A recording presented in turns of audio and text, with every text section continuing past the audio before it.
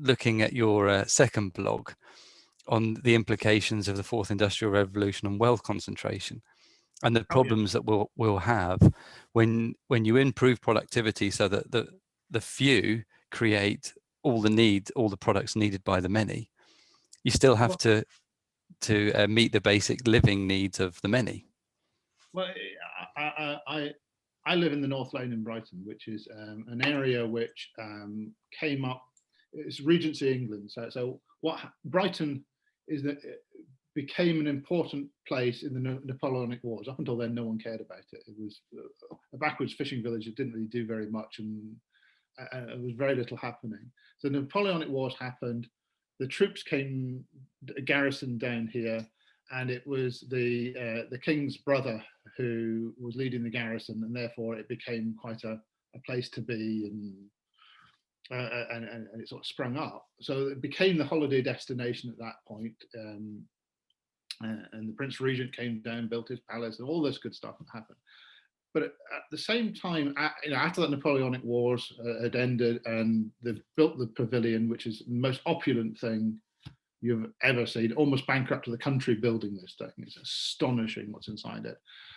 The area that I'm in was workers' cottages for the pavilion and the surrounding areas. It came up very quickly. So you had all the sort of society London came down, parading up and down the grand parades, all these big houses in Brighton, and this were the workers' cottages, which were alongside slaughterhouses and iron foundries and all that kind of stuff were in this area.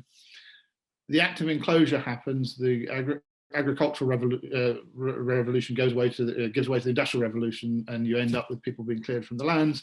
They all move into the cities. Brighton is one of them. The house that I live in at the moment is a 2-bedroom house, so 2-bedroom up, 2 rooms up, 2 stairs down, and a little extension on the back.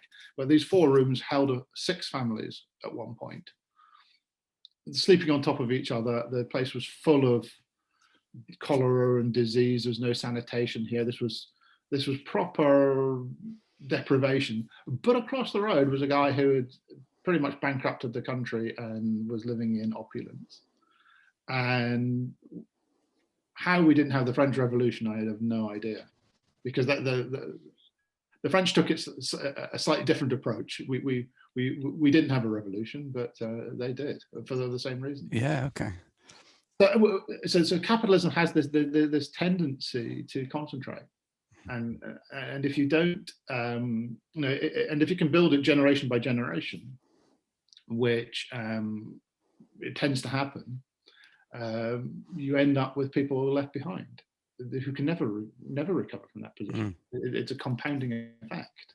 So if we're all growing at 10%, that's fine. But if I'm starting $1 million and you're starting £1, we can all go up 10%, but you're never going to catch me, right? Yeah. And that's what happens with this sort of concentration of wealth, and it's a difficult problem to solve. As a society, we're going to have to think about ways of solving that, because the way that we've distributed wealth since 1900 has been very much on industrial man. Get your job in the factory, get promoted up the factory, and the better worker you are, the more money that you will receive, and you get the rising of the middle classes coming up, and the distribution through that, and that appears to be going away. And that we haven't got a solution to that, but I think we're going to have to find one.